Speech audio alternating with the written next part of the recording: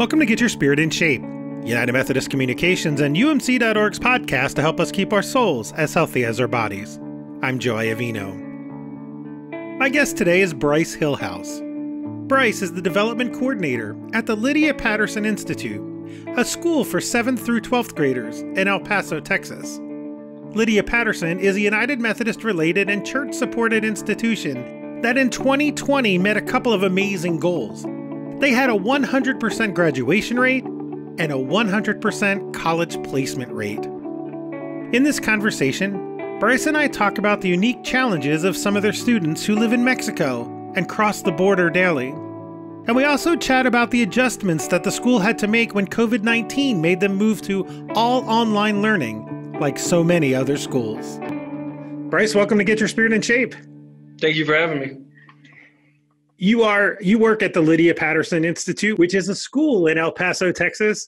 Tell me about the school. Tell me about your clientele. Just give me a really quick synopsis of what you guys do there. Well, essentially, we're a ministry within the South Central jurisdiction of the United Methodist Church. And for over 100 years, we've maintained a commitment towards creating an exemplary educational setting for students to exceed beyond their own expectations.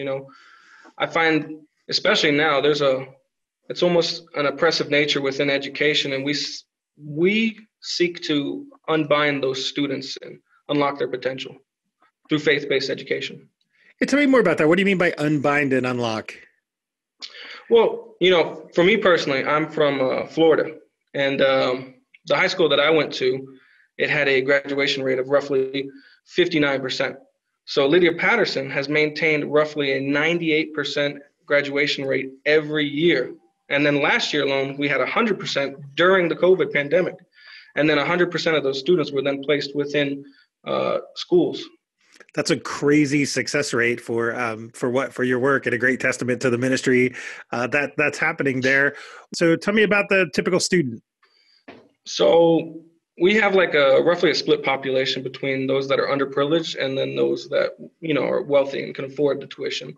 Because as a private institution, we have to have a paid tuition. So our tuition is roughly about $4,500 yearly. So that's so the ones that can afford that are obviously from a wealthy background, whereas some are further in Mexico in the Chiapas region where it's poverty stricken. So we like to reach out into Mexico and El Paso as well within the Segundo Barrio area and provide educational opportunities through paid scholarships towards people that would essentially no longer be able to attend schools as such. In Mexico, I think it's 8th grade, after you make it through 8th grade, it's paid education from then on either way. So a lot of students, they stop at 8th grade and then they go into the workforce. So we're trying to negate that essentially. One of the things that many of us probably listening in on the podcast, and I know, for me growing up, schooling was just something that was there all the time. You didn't really think about it. The opportunities for education in the United States are free, and they're right there for us. And it's really amazing that the church has done this work to make sure that people receive a quality education who might not otherwise get that. Can you talk a little bit about why this is important in the life of the church and how it's an important piece in the lives of the individuals who have this opportunity to go to the Lydia Patterson Institute? Me, where I grew up in Florida, I didn't have any opportunities like that. I have never seen a school like this. And this is created by the United Methodist Church. We are a ministry within the South Central jurisdiction. But where I grew up, it was pretty hard. So most of my friends and family and whatnot, they didn't have any opportunity to succeed beyond high school. And some of them didn't even graduate. And then a lot of them, they didn't go the correct path. Some of them went towards crime and some of them even went to prison. But this school is, the teachers, the staff, the faculty, the administration, the whole way down, every single one of them takes an investment in each child's life to make sure that they keep them on the straight and narrow. They instill the values and ethics that they need to succeed throughout society. In essence, this is possibly the greatest school I've ever seen because of the effort that they put into every student. Not just one student, but every single student from when they come in to when they graduate and even beyond when they graduate. What are the ages, grades of the students that are that attend? We teach 7th through 12th grade. And so you've got youth from like 12 years old all the way through 18? Yes. So having students that are going to school in Texas and living in Mexico, I imagine, do they continue to live there when they're going to school, or do they live on campus? No, they do. They do tend to live within Mexico and then cross the border. So that is a constant issue that we have to monitor, the border relations. Prior to COVID-19, when it started to tense up a little bit, we had preemptively created a relationship with one of the chiefs on the border. And I think it was Puerto Libre that we did it at. And essentially we established a relationship so that we can maintain border crossage. So especially in regards towards when we were going to have our graduation, because that was a big deal because it was during the pandemic. So we created a memorandum that allowed them to cross with no hassles. And it worked. It was actually quite efficient, and we were able to have a physical graduation on campus. Oh, you guys had physical, people were able to come to graduation and do all that? Yeah, we kept it socially distanced though, but we did have a physical graduation. Were people able to attend online if they wanted to? Yeah, we had Facebook Live. We even had a drone up in the sky. Wow. So you had an aerial view of it. So we made sure that because we couldn't accommodate for all of their parents, but we could have a physical graduation for the students. So the parents that aren't able to attend, we made sure that they were able to virtually attend. And then we also created a graduation video and edited it and made it, fancy and nice and pretty and whatnot. And we posted that on our website as well as YouTube. We'll have to provide links to that on the notes page for this episode. People can see that. Roughly how big was the graduating class? The graduating class was 73 students. It wasn't particularly large, but it was 73 and it was 100% graduation rate. So, and you've mentioned a couple of times about COVID-19. What kind of challenge? We all know that it became a challenge about whether kids were going to continue in school and how things were going to happen. How did you guys meet that challenge? Yeah, that was a constant problem here in the beginning until we eventually, we did close it in March, the physical attending. But we had our, with the border relations, we had already set up safeguards just in case, to maintain an educational setting. And then in 2013, so we're going 7 years back, 2013, we created ELPI Learn, which is a tech-driven educational setting. So with that program, we created things such as, smart boards in the classroom, tablets, ebooks, everything to create a electronic learning environment, as well as Schoology as our LMS. And then we have Khan Academy, we have MathSpace. So basically, they can bring the classroom to their homes, and it was already in place, ready to go once that COVID-19 hit. So we were able to transition immediately. So in some sense, you had a 7-year head start on all the schools that were trying to figure it out when this happened. Mm-hmm. When we talked earlier, you mentioned to me one of the success stories, I think, of your school and how some of the kids go from very difficult situations to being, high school and college graduates. Can you share one of those stories with us just in general? So the family's called Ada, and they were when Dr. Danda, she set aside the scholarship for the family. I think it was 2 sons and then 2 daughters, I believe. The last daughter is the one that just graduated. And then they were actually living it was almost beyond poverty. It was like cardboard and wood, a mixture of the two to create like a shack, essentially. And we were able to provide them with paid education to come here. They would never have to pay anything for every one of their kids. And then the last one we just placed at Oklahoma City. The most recent thing I think that happened here is we were recently published within the Dallas Morning News. Fantastic. And essentially they're just covering a summary of what's been going on within Lydia Patterson and as we've maintained. And I believe proper coverage of faith-based institutions such as our own is important within the community. As as a whole, we look across America, and one of the biggest problems is a lack of faith. You see so many people full of anger, full of hatred. And I believe if we can instill upon them, more faith and Christian background, we can help those people. We have a book. It's called Voices of Lydia. It was published by Adair Margot. Oh, nice. And this is essentially a history of every individual story like the whole way throughout our history. So it'll give you an idea from a first-hand perspective to see how the students felt when attending them, and then what they've become.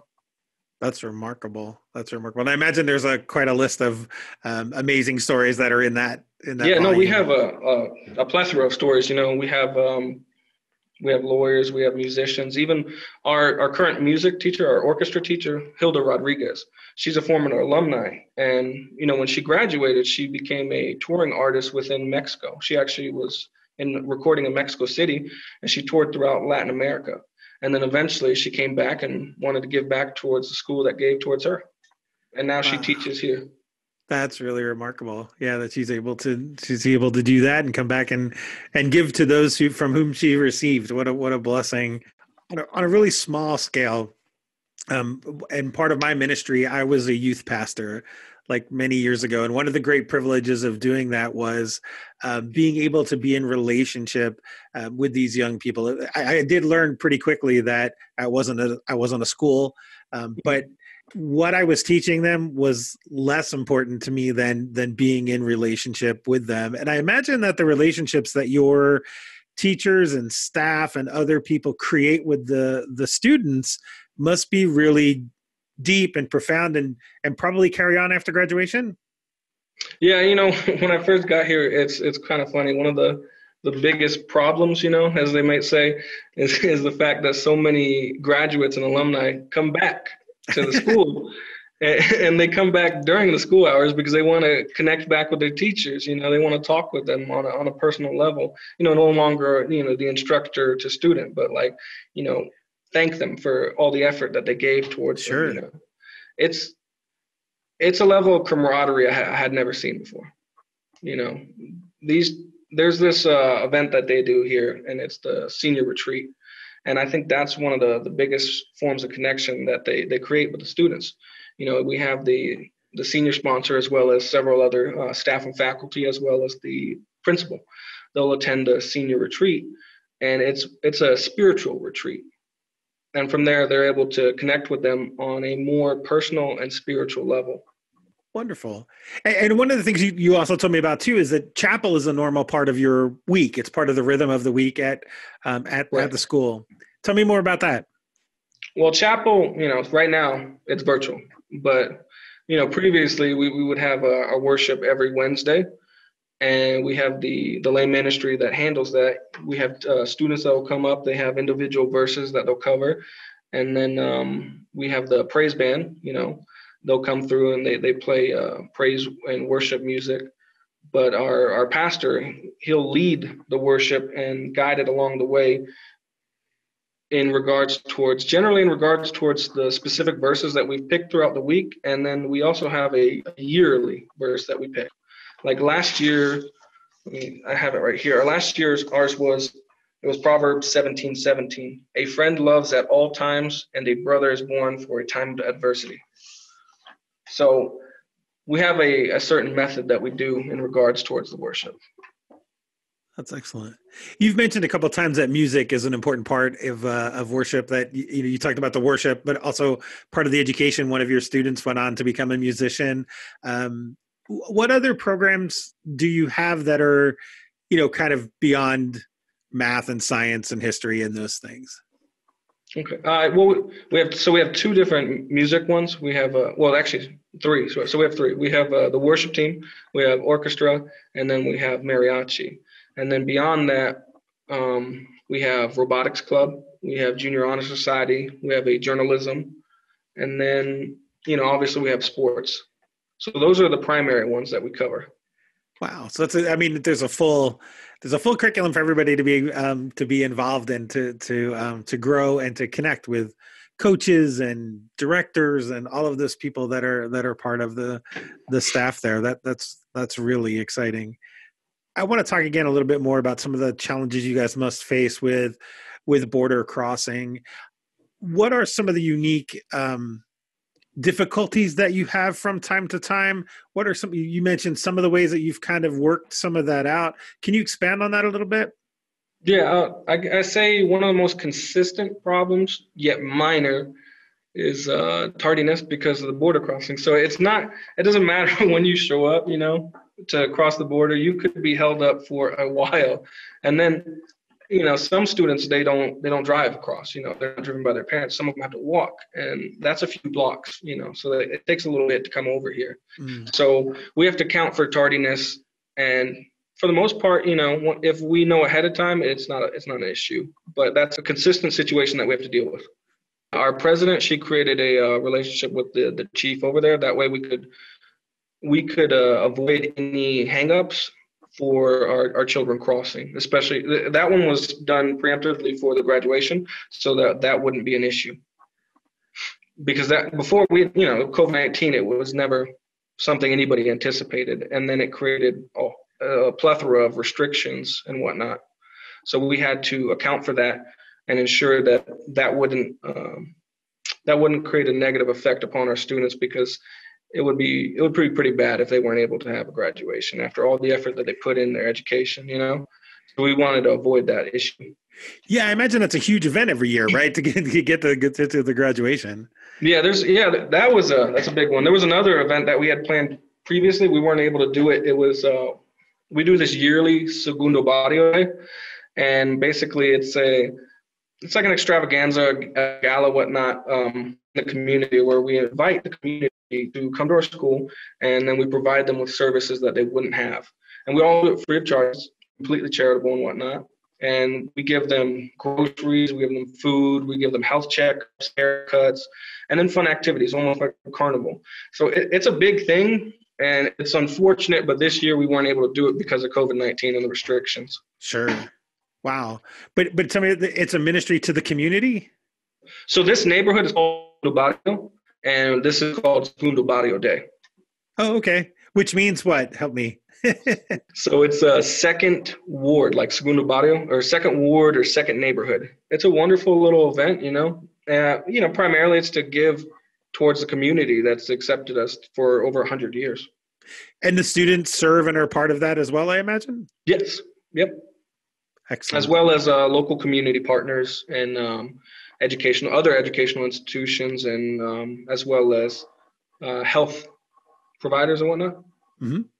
They come out here and they give the checkups, and we raise the money ourselves to put it all together, and we create like events. We have like a dunk tank, we have bouncy houses, and we want to just create a fun event for the whole community, as well as provide them with services that they are denied because of poverty.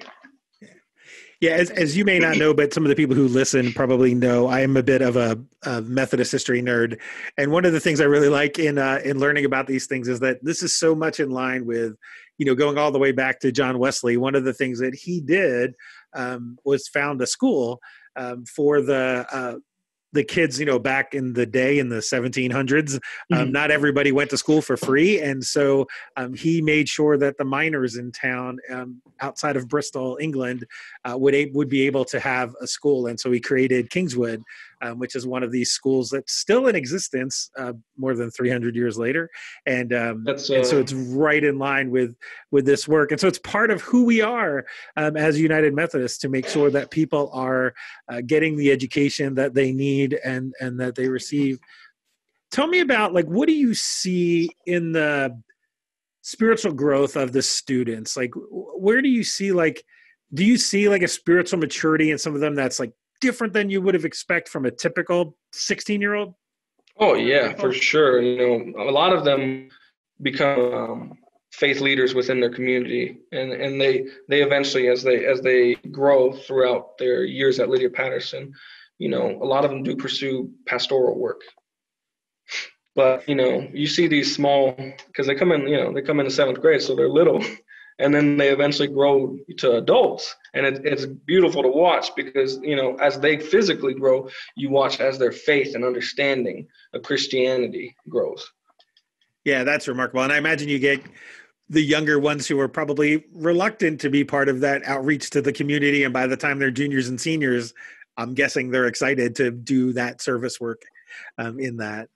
Oh yeah, no, I agree entirely. And the main thing that we always try to maintain is, Christian love isn't simply projected towards an individual, but it transcends individualistic approach. If God is love, then love is aimed at the entirety of humanity rather than the soul of one. But the soul of the individual is important. But, humanity as a whole, that's the goal. And that's what we try to do here.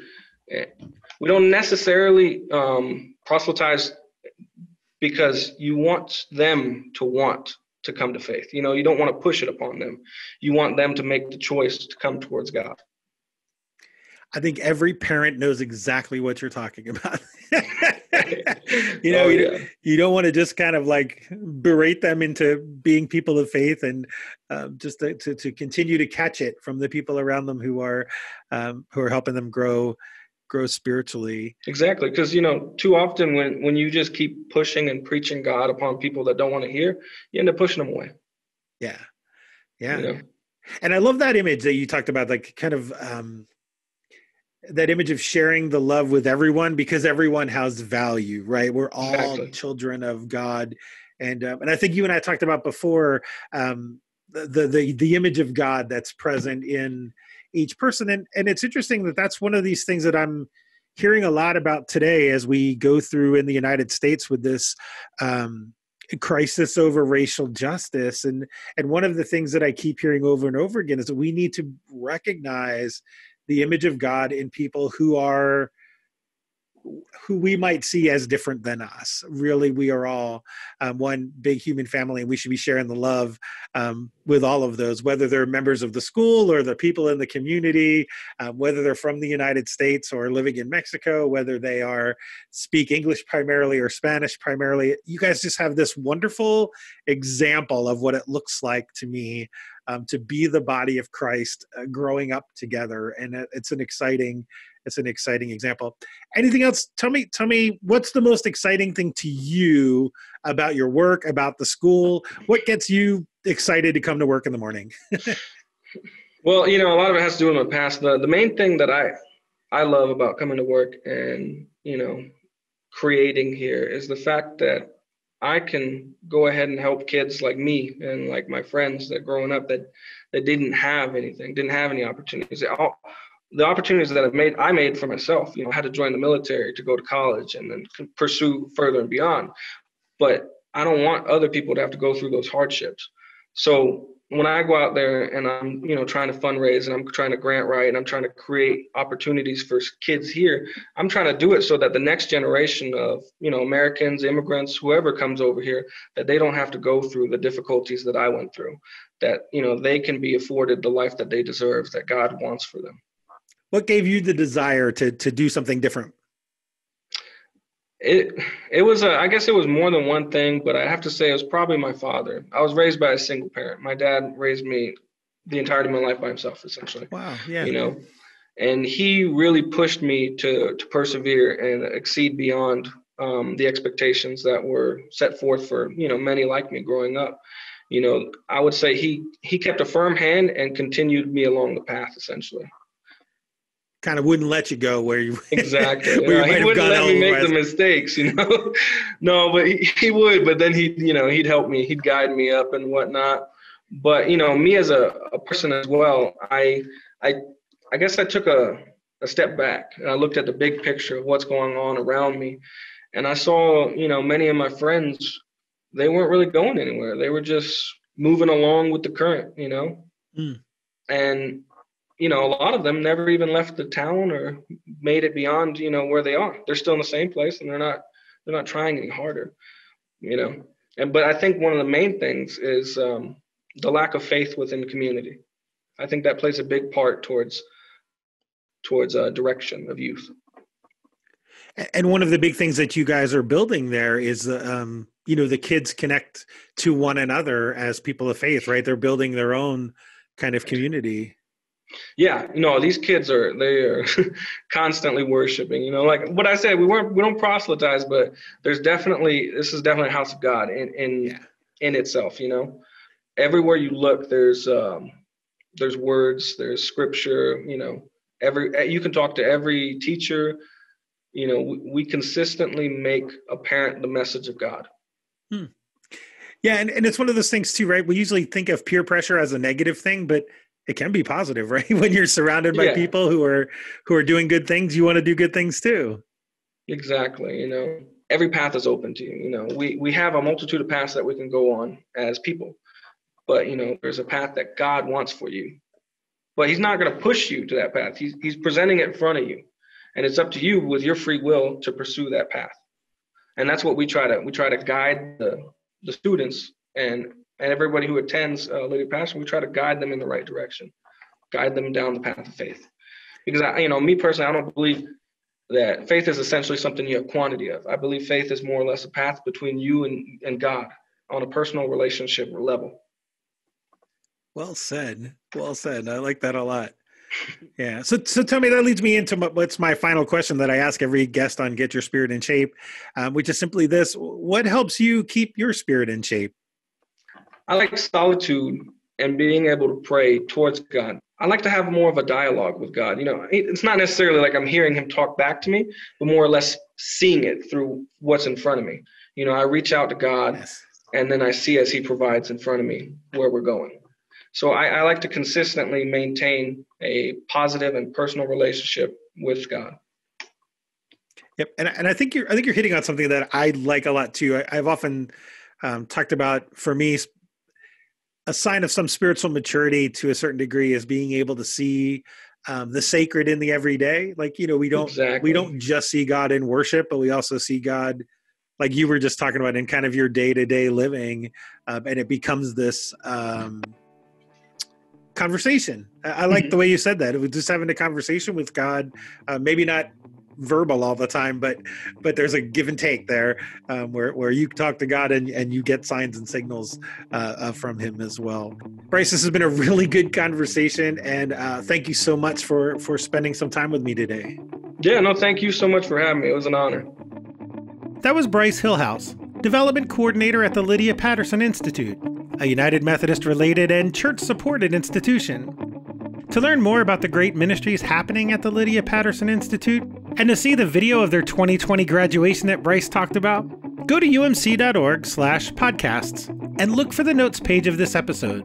We've even put a link there where you can support their work with a donation. Thanks for listening. I'll be back soon with another conversation that will help us keep our souls as healthy as our bodies. I'm Joy Avino. Peace.